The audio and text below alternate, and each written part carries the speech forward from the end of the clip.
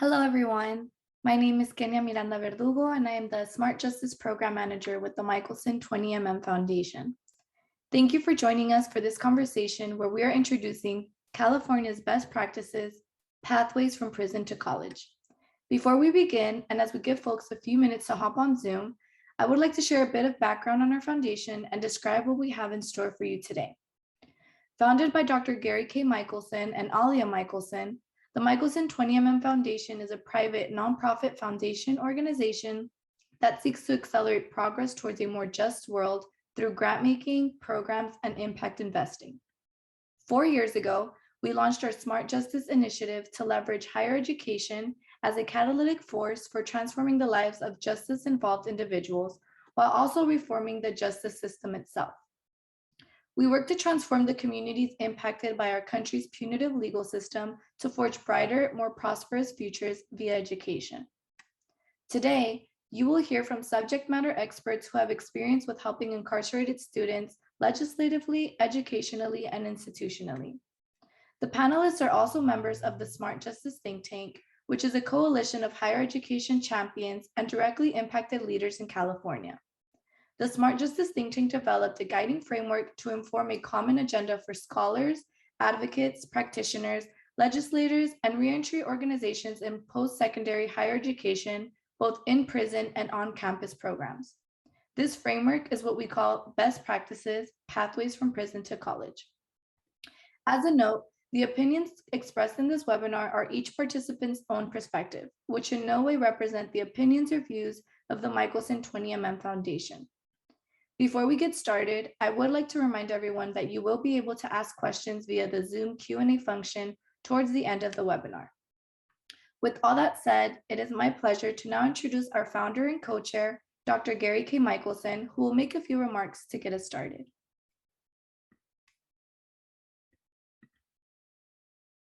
Welcome, everyone, and thank you for joining us to kick off our Pathways from Prison to College webinar series. Over the past year, we have convened the Michelson Smart Justice think tank to bring together higher education leaders, policy experts, formerly incarcerated students, and nonprofits to explore the best practices for removing the educational barriers for currently and formerly incarcerated students. Today, we hope to begin surfacing some of those insights and to move towards formulating detailed strategies that stakeholders can implement to positively impact the incarcerated student experience. Informed by real students, leaders, and experts with lived experience, these insights can hopefully continue to strengthen post-secondary opportunities, reduce the over-reliance on jails and prisons, and allow for brighter and more prosperous futures for our system impacted. Thank you for allowing us to be a part of this convening and group effort. I thank you in advance for your contributions.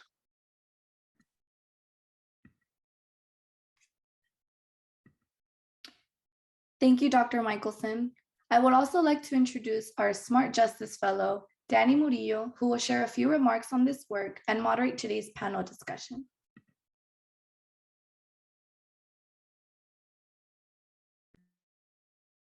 Thank you, Kenya. Good morning, and thank you for joining us today. This morning, I will be facilitating a conversation with higher education leaders, policy advocates, and champions of prison education and on-campus support programs. Currently and formerly incarcerated students are often denied a learning environment that prioritizes their growth and potential as intellectuals and scholars. All students, including carceral impacted students, deserve the right to access quality and equitable post-secondary education in prison and on-campus support programs. This past year, as an inaugural Smart Justice Fellow at the Michelson 20mm Foundation, with the support of Gail Yan, California Policy Director at Root and Rebound, we convened the Smart Justice think tank, a coalition of carceral impacted students and leaders, higher education advocates, program coordinators, and directors of higher education in prison and on-campus support programs. As a collective, the Smart Justice think tank understands the value of these programs for those able to access college in prison or on campus. The Smart Justice think tank will use our collective voice to lead public conversation that encourage higher education solutions, reduce the reliance on jails and prisons, and forge brighter, prosperous future for carceral impacted students. The think tank will educate the public and stakeholders on the positive impacts of investing in higher education in prison, on-campus support programs, and pathways to career opportunities. The Smart Justice think tank has an opportunity to position post-secondary education as the best practice for investing and transforming the lives of carceral impacted students, while also positioning higher education solutions as alternatives to address our country's socioeconomic issues without the reliance of the carceral system. California's best practices reinforce the idea that students deserve equitable access to quality face-to-face education and student support services regardless of location. There are recommendations for post-secondary education in prison and on-campus programs and nonprofit organizations to establish a pathway from prison to campus. The best practices focus on three critical phases of the carceral student impacted experience, and they are in prison, the transition, and on campus. This webinar series aims to provide an overview of California's best practices and to hear directly from Smart Justice think tank members. This morning, I am joined by 4 think tank members who will share their thoughts on the best practices and answer a couple questions I drafted, then we'll open it up to Q&A.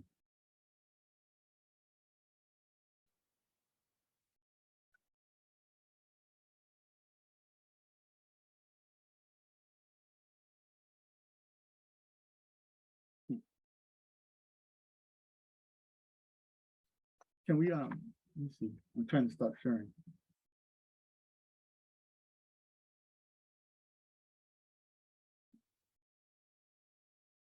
So I'm going to read off our speakers' bios, starting off with Azade. Azade Robbie is a natural leader who has experienced the intergenerational impacts of imprisonment and a deep conviction to advance the underdog. With extensive experience in public policy, leadership development, community organizing, and management, she is devoted to ending incarceration and supporting formerly incarcerated leaders in new lives within their communities.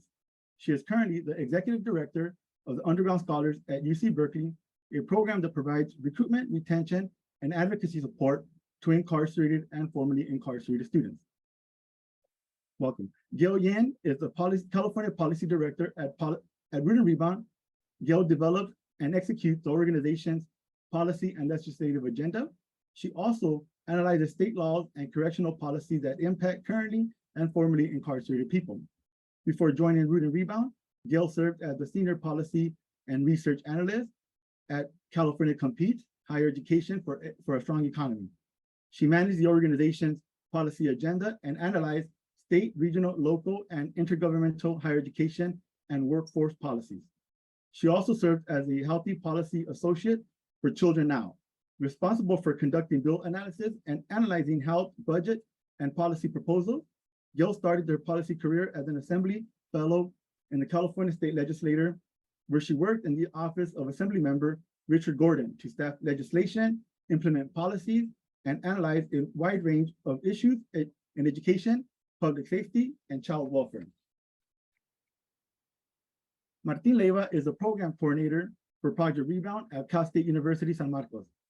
He is currently student in the joint doctoral program at UC San Diego and Cal State San Marcos in education.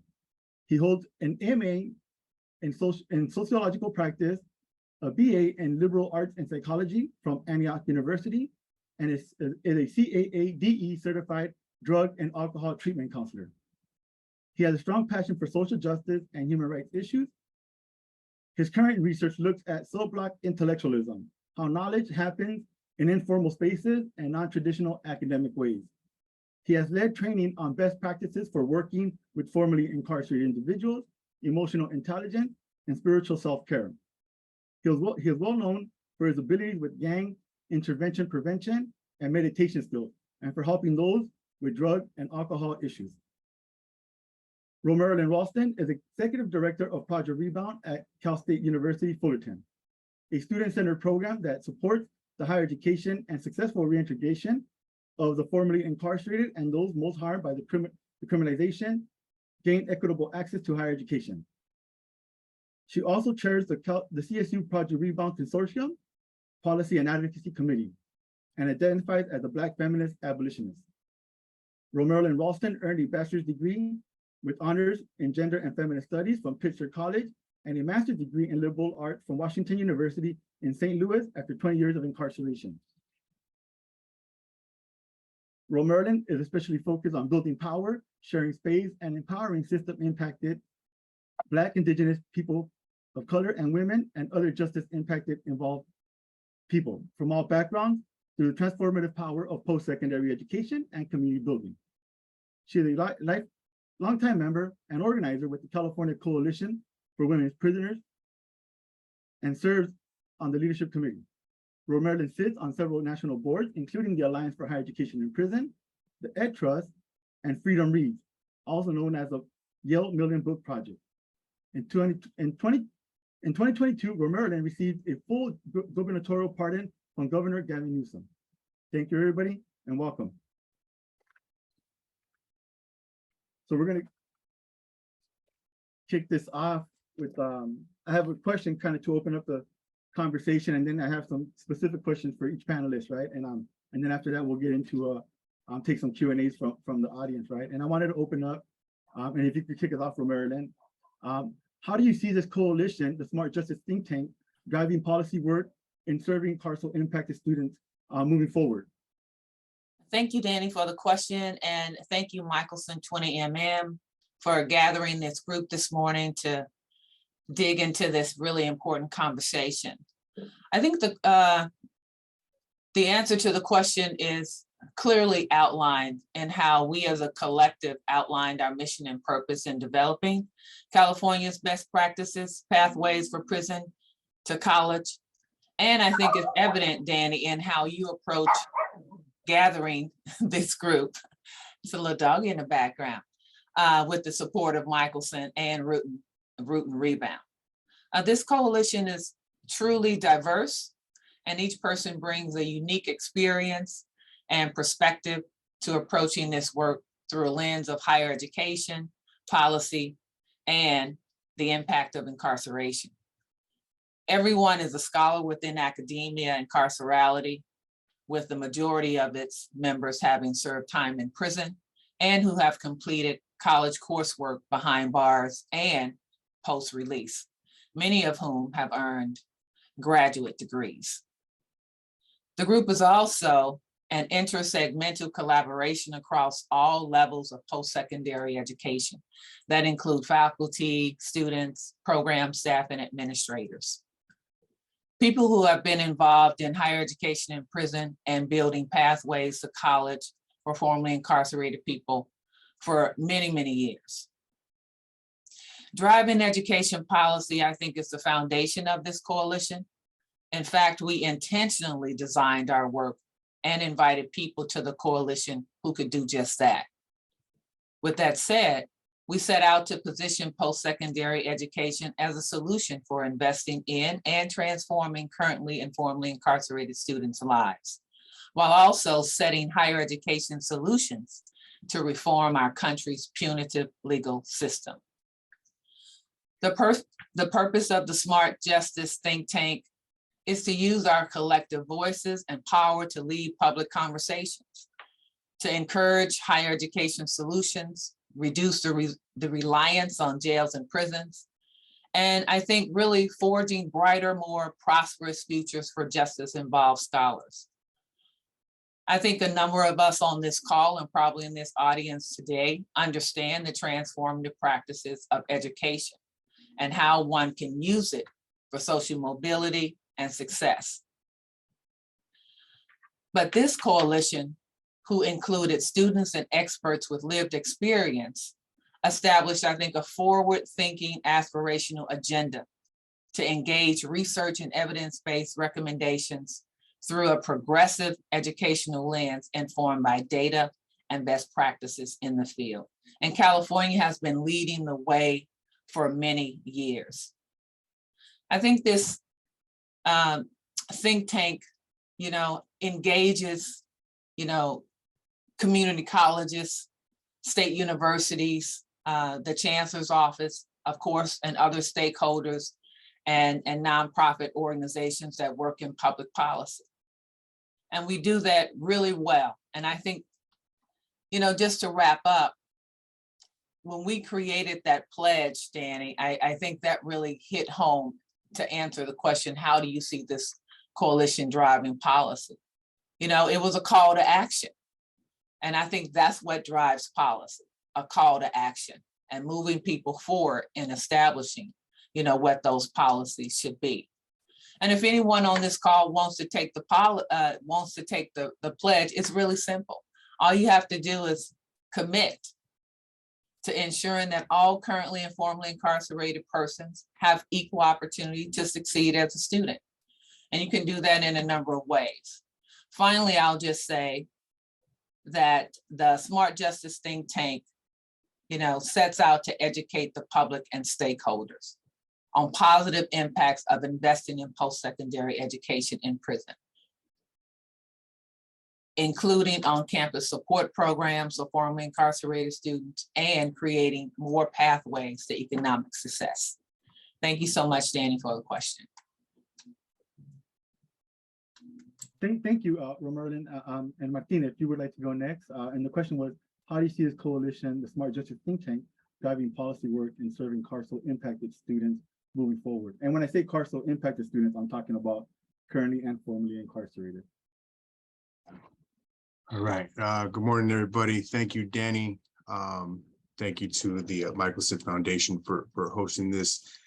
Absolutely love listening to Ms. Romerlin speak because she's got power, she's got leadership, and it's absolutely amazing to hear her the way she shares, because I can only support what she says, right? And I think that the realness of this coalition is the one thing that we have to look at, that everybody on this coalition that isn't in and around this coalition comes from a real lived experience and understand what it is to be in the carceral state, whether currently incarcerated, formerly incarcerated. We work with these folks, and this is, we see the power of education and how it changes lives. And I think that you know, we have a lot of allies who do this work, but when we come from that lived experience, as I share with most of the students I work with, that the greatest education we have is that lived experience. Greatest education doesn't necessarily come from a book or from a classroom. It really does come from this lived experience on how we can change policy, how we can change the outcome, and how we can create alternatives to our incarceration, how we can change the lived experience of our people, right? I mean, currently there's still many people incarcerated who are getting educated, but I often think of the number of people that are not getting educated, right? For instance, when I was in prison, I was denied education. And so this is why I'm writing what I'm writing, because I still got educated, but it was in an informal way. And we have to utilize that power that our incarcerated folks have, so that when they come home, right, we can actually change the outcome, change the policies, change how we see the laws and the policies.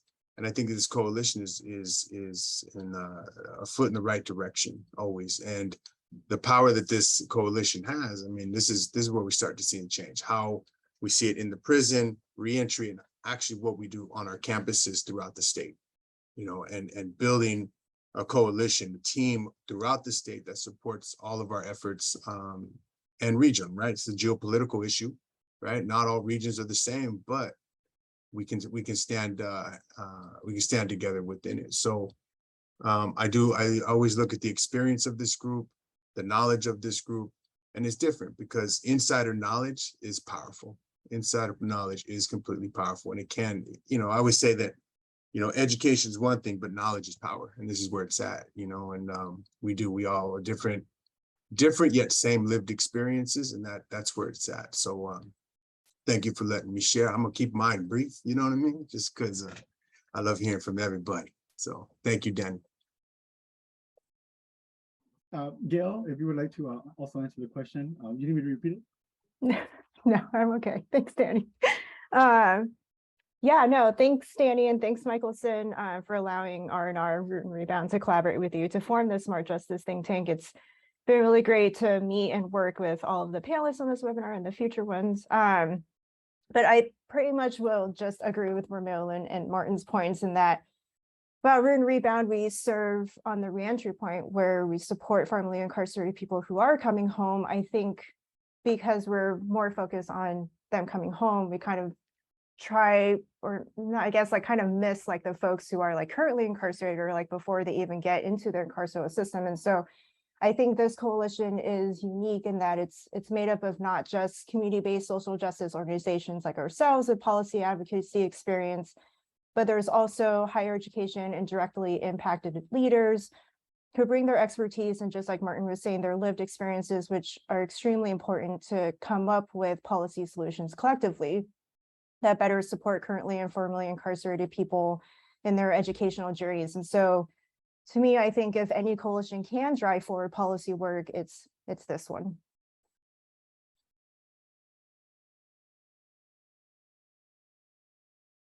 Thank you.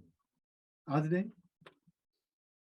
Thank you. I think these best practices create so much opportunity for us to create policy change at an institutional level, at the colleges, within the prisons, and at the state legislative level. Last year, we were successful together with many of the folks that are involved in the Smart Justice think tank in passing SB 416, which improves educational access and outcomes for incarcerated students in California. And I really think some of these best practices that we've highlighted in this document are opportunities for us to go back to the legislature and add more to the Incarcerated Students Bill of Rights. There's a lot of opportunities for the policies and the best practices to be implemented at the institutional level too, working within the UC system, which is an institution that has not been very forward thinking about supporting this population of students. Very much behind the curve in terms of where Project Rebound in the Cal State system is and where Rising Scholars in the community college system is in terms of the level of institutional support that we have from the UC. And a lot of times, you know, our leadership as folks that are doing that work in the UC system is dismissed by the bureaucrats and the folks making the decisions. So I think having these best practices and being able to say these were developed by experts throughout the state who have both lived experience and the professional experience, and these are the best practices that we're striving for as a state. So the community colleges are striving to implement this, the Cal States are implementing it, the prisons are implementing it. It just creates more accountability and more momentum to make sure that it is something that's adopted at every segment and at every institution. And I think the power of this coalition is that we are folks who have lived experience and we're folks that have the professional experience. We've done the research, we've published the research, we've shaped policy in California and across the country. So what better group of folks to be leading this work in California at all the different levels of higher education and within the CDCR. So I just think it reinvigorates some of the work that we did last year around SB 416, the Incarcerated Bill of Rights. And I'm really excited to see what we do policy-wise in the institutions and in the state to continue to move this work forward. For sure. Thank you. So yeah, one of the things that I kind of took away from everybody's response is like the policy work, right? And how that can be done, right? There's definitely that lived experience and that informal education that kind of plays a role in that, right? As a catalyst to inspire us to want to change policy, right? And to be able to add on to what's already been added based on SB 416, which is the Incarcerated Student Bill of Rights Bill. That's something that we actually aspired to, right? A lot of the work that we, that came out of the best practices was informed by SB 416, and also hoping in the future to be able to add more to that bill, right? As Azade mentioned, right? So I'm going to get into our next question, right? And I kind of, this one's for you, Azade. You talked about there's that the UC not being very forward thinking in this space, right? And thinking of how can on-campus programs create a seamless process for transitioning students coming home, right? And how is it that Underground Scholars is doing it without that support from administrators? Thanks for that question, Danny. And I do want to clarify that we do have a lot of champions on our campuses, folks that work in administration and faculty, but as a whole, the UC system is way behind. They've really positioned themselves as an outlier when it comes to this work. We, for example, like the UC Office of the President won't meet with Underground Scholars staff on a regular basis to learn about the experiences of formerly incarcerated people and incarcerated students that are transitioning into the UC system. They say they won't do it unless they're funded for it. But I've been working in the UC system for 4 years, and there hasn't been any intention or effort on the part of the Office of the President to try to understand the student population and try to work with the folks that are doing the work on the ground. So we've had to do a lot of it on our own. And I think it's really to the credit of you, Danny, and other founders of Underground Scholars who built a program that has a really strong model that's connected to the folks that we want to build the pipeline for and the folks that are transitioning into these universities. So one of the ways that we make that transition seamless for folks coming from prison into the university, and we do have folks that are accepted into the UC system while they're still incarcerated, and sometimes starting as full-time UC students within a month of being released after very long periods of time. And the way that we've been able to support them in that transition is that we have an Incarcerated Scholars program. So we have a team that is corresponding with 200 or 300 incarcerated students every year. These are students that are mostly enrolled in UC classes. So we're analyzing their transcripts, helping them do academic planning, letting them know these are the classes you have to take, these are the places that you're eligible to transfer to, this is the support that we can offer you, providing them support with the UC application, all the different pieces of it. And then supporting them once they get accepted, like maintaining that communication and that correspondence. Once folks are accepted, we're already trying to figure out how do we leverage this acceptance to get you parole and get you out on the street so that you can actually attend the university. And we've had multiple students who get accepted and have to wait years before they can even attend the university because the state thinks it's better to keep them locked up in a cell versus letting them come home and, you know, complete their education and move on with their lives in really profound and productive ways. So that communication on our own and just building that relationship on our own has been really key. That way we know folks are accepted. How do we advocate for them to come home now that they're accepted? Once they come home, how do we help them find housing? How do we set them up with a computer? How do we teach them how to use a computer? A lot of folks don't know how to do that. And all of that support is provided by Underground Scholars staff, and a lot of times our students volunteering because we don't have the institutional support from the UC system to think about how do we support this student population. A lot of times when that happens and students come home and are getting ready to enter the UC system, they're not officially students until the semester starts. So the UC system doesn't see them as people that they're obligated or accountable to support. So that work, again, is a lot of times done by Underground Scholars staff and volunteer work by students to make sure that our folks, now that you've been accepted, now you have to be ready to attend the university. Now you have to have support to be successful. And we've been doing it because we have the folks that have gone through that similar experience and have that lived experience to know this is what this person needs. Let me be forward thinking and help meet their needs before they even know that that's going to be an issue for them. But it's been really, again, really difficult without having that institutional support. I think about all the resources that exist in the UC, all the connections that folks have that could be leveraged in support of these students if the UC system took the student population seriously. Thank you. Gail, I wanted to ask you a question and really think about more of outside of just the educational field in regards to formerly and currently incarcerated people, right? And it's what are the criminal justice reform measures unrelated to education but still impact currently and formerly incarcerated students? Has Root and Rebound addressed or still need to be addressed? What a great time to plug in our bill. So one of the big reforms I think for us that are needed is related to parole and probation. So as many of our clients and formerly incarcerated people know firsthand, that while being on parole or probation means they're no longer behind bars, it doesn't mean that they have the freedom to live as they please. And so people on parole are subject to a variety of strict rules and oppressive terms and conditions, and then they're forced, how they're enforced is left up to the parole agent's discretion. And so one of the policy changes that we worked on this year with Azade and Underground Scholars and the Michelson Center for Public Policy is to try to address this issue through co-sponsoring Senate Bill 990, authored by Senator Ben Queso.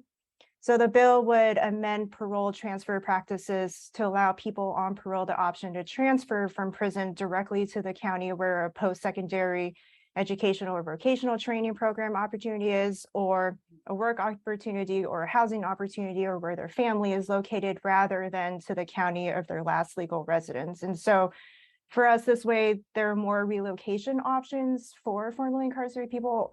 And that way parole agents kind of have less of a chance to deny parole transfers and kind of give them less of that discretion.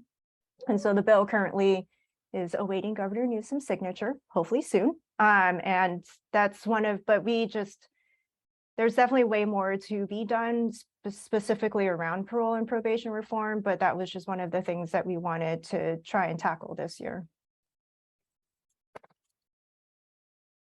Thank you. And Martin, I wanted to ask you a question. You talked about the importance of lived experience, right? And I wanted to see if you take on this question with how does your personal experience with the carceral and post-secondary education system inform your work in the space and as a Smart Justice think tank member? Yeah, thank you, Danny. Well, for one, as I mentioned earlier, I think that the experience that we all have, right, within the carceral state is super important, and it informs our work every single day, right? Whether we're working, I'm working here at the university, working at the community college with formerly incarcerated folks. I think, again, that standpoint that we have, that we understand what it is to be incarcerated, what it is to feel the emotions and feelings of reentry, the day we get out, and then also not knowing what is out there for us, right? And I think that when we think about post-secondary education, especially post-prison, who's going to be there to greet me or greet the folks coming out, right? And I think that this experience with those big feelings and emotions, getting out of prison, getting into something new, am I going to be successful? Am I going to be able to succeed post-prison and create this landing pad for our folks to come home to the real lived experience of people who understand what it is to walk in the real empathetic point of view, right? And I think that we bring that experience into these think tanks, we bring that experience into the policy change, we bring that experience onto our campuses so that people can really understand that us who have already been there and still going through it, right? I know folks who've been out multiple years, still going through education and still feel those feelings of not being successful. But we have a community of folks who understand that, and we're able to talk to our administrators, actually, we're administrators ourselves, right? I'm an administrator here at Cal State San Marcos, and it's us who are administrators who are formerly incarcerated, professors who are formerly incarcerated. We got that lived experience, and we can really tell our students who are new, relatively new, that they can succeed, and that we're also inviting them to the tables of conversations like these, right? We're introducing them to people throughout our region, throughout our state, that they can be successful. And I think that that experience, I think that a lot of times we've been told that our experience doesn't matter. We've been told that our experience doesn't mean anything, or that it's not going to amount to anything. But it's oftentimes, no, our experience is actually what's going to create change. And we can see it.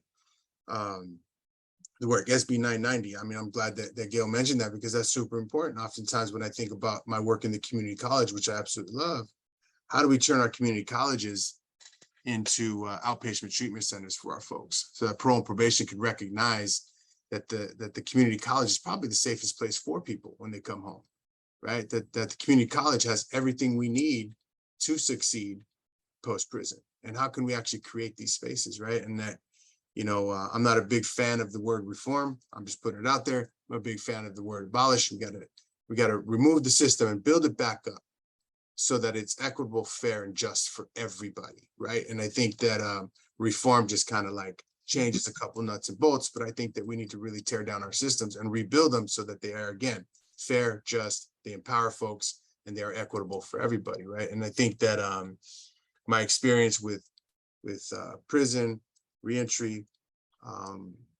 education, and I've been in education. I got out of prison in 2007, and I'm still working in education, and I'm still within these walking these campuses every day and supporting people, and I think that experience goes a long way. And there's still a lot of work to do.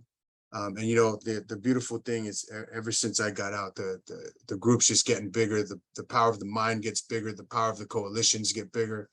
And it's this beautiful thing to see that it has not, this is one thing that has not lost steam, because a lot of times we create social change and the movement kind of goes away. This movement keeps getting bigger and stronger, and it keeps evolving. And that's what's beautiful and important, that we keep evolving with that too. So thank you, Dan. No, thank you for that response. And I really, kind of see the connection between that lived experience, right? And kind of what Azade was talking about, right? How Underground Scholars was formed by that lived experience and has been informing the work, not just Underground Scholars, but even within Project Rebound and Rising Scholars. We have all these formerly incarcerated folks that have a seat at the table, right? And that also translates to the work that, pushing policy, right? At the California legislature, right? Like, through that lived experience also informs a lot of that policy work, right? Whether it's SB 416 or the parole bill, right? They're also informed by that lived experience, right? So thank you. And I like seeing those connections between questions, right? Which I always ask, let's ask a lot more questions. So I wanted to ask you, Romerlin, what needs to be done for students to successfully transition from prison to campus? Thanks, Danny. I think Martine and Azade laid really a great foundation on what needs to be done. The question isn't always so straightforward, but I think over the years we have come to realize that there are some basic principles and needs that certainly help to ensure the transition is smooth and leads to successful graduation, social mobility, and reduces community harm. I think there's, ways of working with college administration, programs like Project Rebound, Underground Scholars, Rising Scholars Network, to help colleges and administrators develop, MOUs, agreements, contracts between the colleges and the prison system sometimes. Definitely, because we have that lived experience, we need to have a seat at the table in developing what needs to be done to help with this smooth transition. And it really isn't rocket science, because, Project Rebound has been doing this work since 1967. Supporting the higher education and successful reintegration of formerly incarcerated people, is easy. We're talking about providing basic needs. Most students have similar basic needs, whether you're formerly incarcerated or not. They need mentors. They need advisors, people to model the way for them. But what we do on our side is that we center the staff with lived experience in the work. And I think that's really key in ensuring the success of our folks. We need to be leading the way and modeling the way for our folks. We must do that work. Two, I think outreach. We have to continually get the word out. We need to go into all of the places where we know our folks are relegated, where they're oppressed, and where they live, to make sure that they understand that they have options and that there's a way to social mobility. There's a way to becoming your best self. And there's a way to accessing higher education if that's what you choose to do. And I think that makes our community stronger when we are able to stand up and show our people that there is basically an army of folks who have walked this same walk with them that can help them achieve it too. And so outreach, I think, is really, really key. And providing resources and support. Three, I think, to provide guidance, academic advising, educational planning, coaching, cheerleading. We have to encourage and inspire our people inside, because we know that inside prisons are one of the most horrible places where conditions exist. People are violently oppressed inside prisons. So we need to continue to offer that support for folks inside.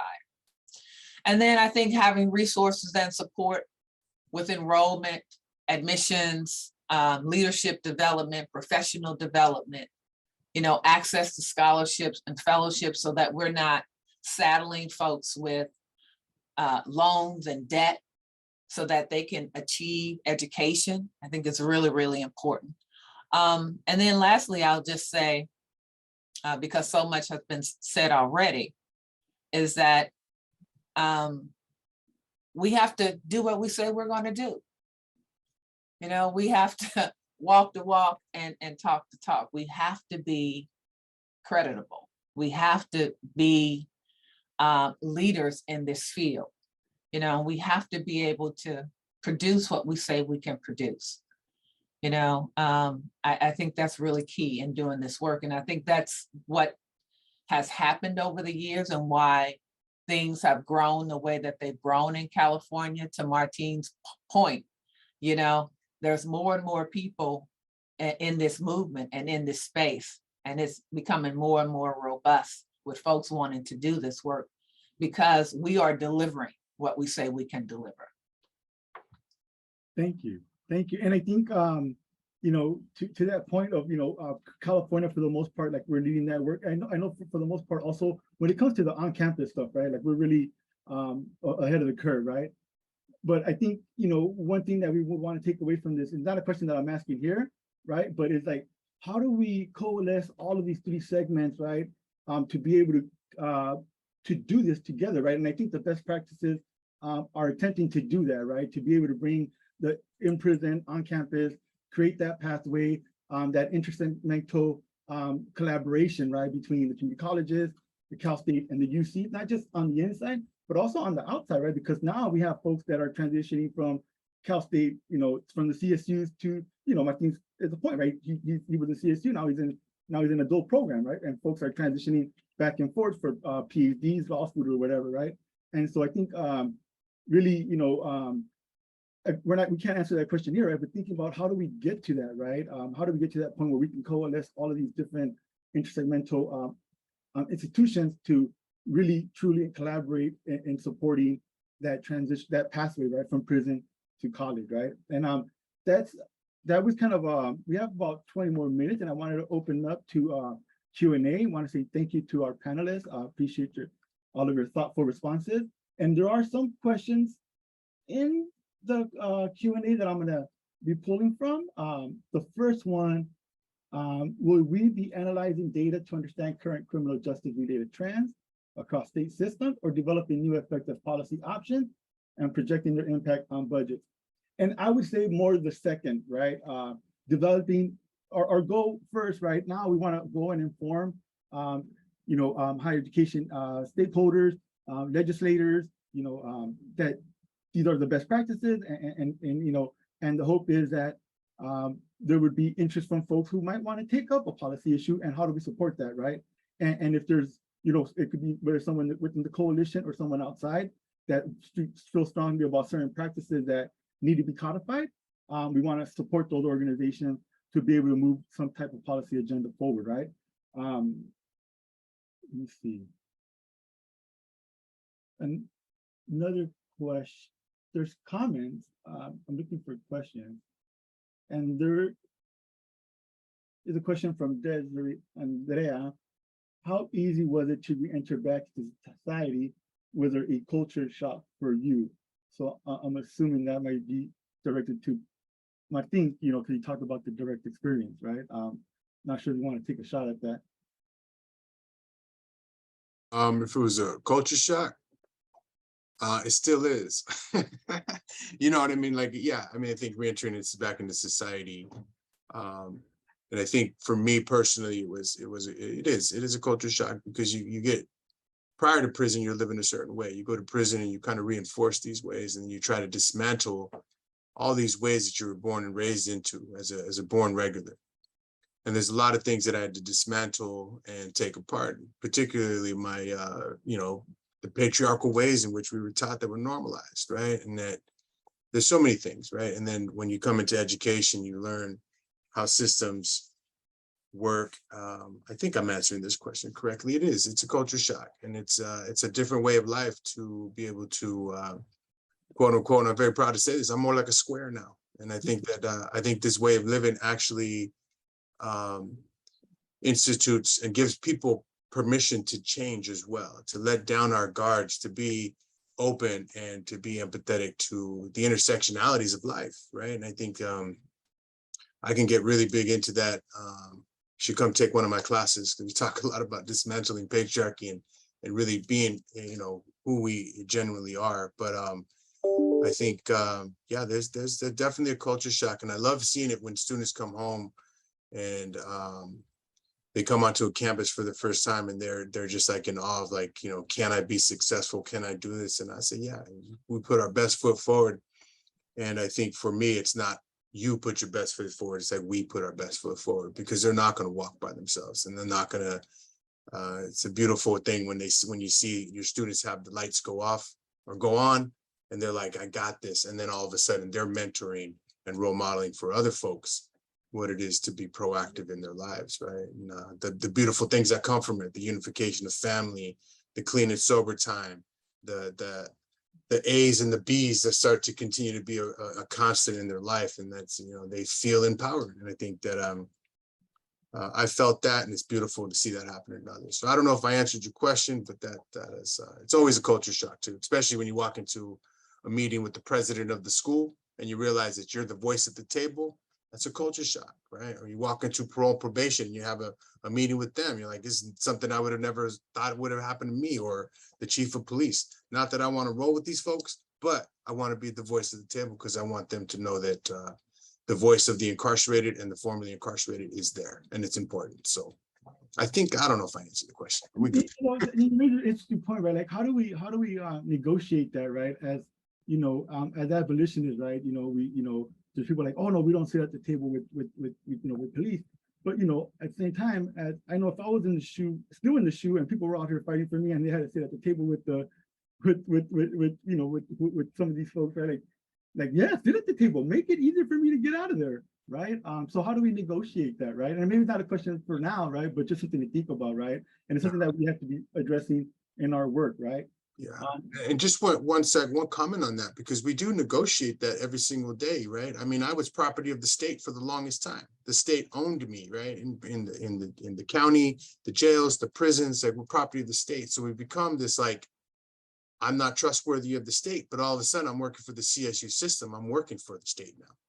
And I think that it's important that, you know, we be critical about the state, that we be critical about the systems, because again, this insider knowledge and these coalitions, these think tanks are so important, because once owned by the state, now work for the state, we can be critical about the state in creating different change in policy for our folks who are still incarcerated, for our folks coming home. How do we create a soft landing pad for them? So it's a very interesting relationship. It needs to be analyzed all the time, right? Reflective. So Danny, before you move on to the next question, may I offer another perspective on culture shock? Yes. Great. Thank you so much. That was a great question. I think oftentimes we use language like culture shock. We also, you know, think that we are imposters. We have the imposter syndrome. And so, you know, I share with our students here at Project Rebound at Fullerton, you know, sometimes these experiences are just first-time experiences. And everyone has a first-time experience when it comes to landing on a college campus, sitting in a classroom, applying for financial aid.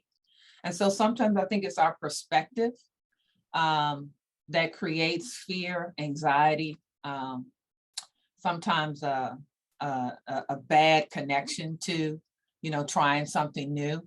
I think sometimes if we approach it as, wow, this is the first time I'm going to experience this, there's more excitement in it and less reservation. And I think more openness that, you know, this may go well, there may be some challenges, but it doesn't have to be shocking. You don't have to feel like an imposter because you've never done this before. Allow yourself the freedom and the space to try something new on. And if you like it, run with it. And if you don't, try something different. Thank you.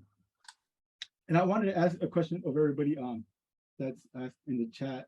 How do we honor and uplift the lived experiences of directly impacted people, but be thoughtful about how the toll of the work can impact those same people, especially when it comes to student staff models? I'd like to answer that because underground scholars, we just got funding from the state this year. So up until now, we have primarily, or up until last year, we have primarily relied on student staff. And it does take a toll on their academic experience, and it does make it difficult for them to like fully have the student experience when so much of the programmatic work would not continue, at least in underground scholars, without their labor.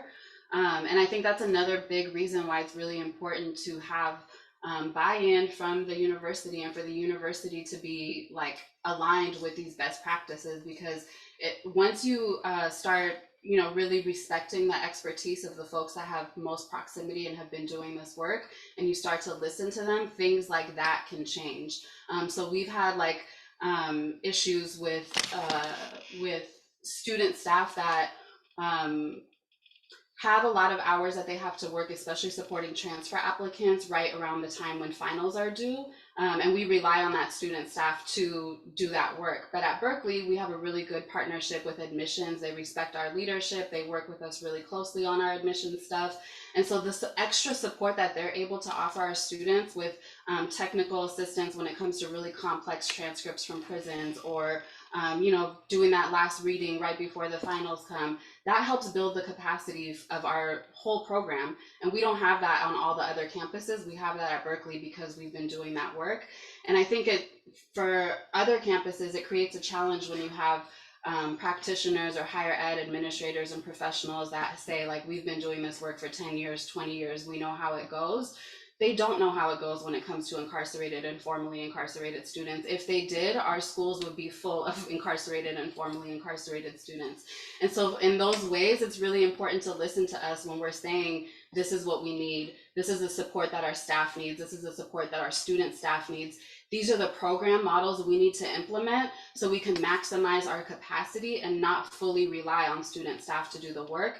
And that's not what we're seeing in the UC system. We have a very hierarchical, bureaucratic, top-down approach that's telling people like me, who's been doing this work with formerly incarcerated people for 20 years in the UC system for 4 years, that what I'm proposing in terms of our program model is unprecedented, or it's not tenable in the UC system. And we need to set new precedents when we hear things like that. The precedents that currently exist are the reasons why our students aren't in the universities, and the numbers that we need to see them in the universities. So for me, it's a balance of like maximizing our expertise as decision makers and as folks that are informing the work with our experience, but not necessarily relying on us to do all of the work. And that only comes if there's like a respect in that expertise and experience as having value to inform the work. And I don't think we're seeing that in the UC system. Thank you. Thank you for that. If anybody wants to respond to that as well, or I can ask another question. I'm just going through the chat looking for comments that have a question mark on them. So here's another question. What is the conversation with utilizing halfway houses in the mission to keep students involved upon release? I think at least some of the conversation, never we really talked about it here with the best practices, right? But how to including transitional housing and the student experience as part of, because some transitional housing require you to be a full-time worker, right? And so how do we kind of similar to that, to the Bill of Rights, and for incarcerated students, how do we make education as a full-time experience, right? Work for because it is now, because of SB 416 for incarcerated students, now it counts as a full-time work, right? And so how do we transition that? And I think that's a conversation that happens with probation, right? And the housing, these transitional housing, the way the funding mechanisms are allocated, right? Is like they fund opportunities for housing for those that are pursuing, work training or a job, right? And they don't really think of education as a job, right? Sometimes they even refer to it just as a hobby, right? And so it's something that students should do on their own. And I think that's the wrong way to go about it. Not sure if anybody else wants to comment on that. Yeah, I do, Danny. And that's a really great question, because housing is so important. We know that housing is one of the biggest barriers to success post-release. And what we've done at Project Rebound, we created the John Irwin House in 2018. named after John Irwin, who's the founder of Project Rebound, and it's transformative housing. You know, it is a space where folks can land when they leave prison who are enrolled here at Cal State Fullerton. So it's housing that provides them with a housing manager, a housing coordinator that can offer them social support that's there to manage the house and help them transition safely. It's close to campus, which offers, you know, access to all the campus amenities. We also provide a number of resources to students in our housing initiative. So we really, I think, need to think about creating housing initiatives and housing projects that are connected to the university that's off campus for our folks to land. You know, we're investing millions of dollars in providing access to higher ed. We need to also invest that same type of support and resource in developing housing models that will allow folks to land in a safe environment where they can still fulfill whatever carceral requirements they have to fulfill, but really helps them reintegrate and integrate into a new system called the university. Without that, you know, folks landing in transitional houses, sober living houses, you know, they're stuck in two worlds. And it's hard to bridge those two worlds sometimes when you have 2 or 3 sets of rules that you have to follow. It's challenging, it's difficult, and it's extremely stressful to manage all of those different systems. We need to now focus on providing short-term and long-term housing solutions across the state for our students who are connected to our programs. And we have a great model here in the John Irwin House. And if anyone's interested in that, we're happy, very happy to share what we've been able to do. And we'd love for folks to come out and see it. Thank you. So we only have a couple minutes left. Unfortunately, we're not going to be able to get to all the questions. And I just wanted to, you know, take this time to thank all the panelists. Thank you for your time and for your thoughtful responses. And I think the takeaway for me is, you know, the importance of that lived experience voice, right? For, you know, evident through, you know, this as we develop the best practices, as we develop these programs on campus, and as we develop policy moving forward, right? That lived experience and that student voice has played a big role, right? And you know, and I'm saying this because I'm looking at the last question, right, that I wanted to ask, but we don't have enough time, right? Which is for those that may be getting started in this space for the first time, would be your advice for them, right? And thinking about, you know, how folks already laid down that blueprint of how to do this, right? And I think the most important thing is, like, how do we connect with those that already been through it so that we don't continue to make those mistakes? And I think that's what the best practices is, right? Is recommendations of things that have already been tried and done in the field for programs that want to start and support currently and formerly incarcerated students, right?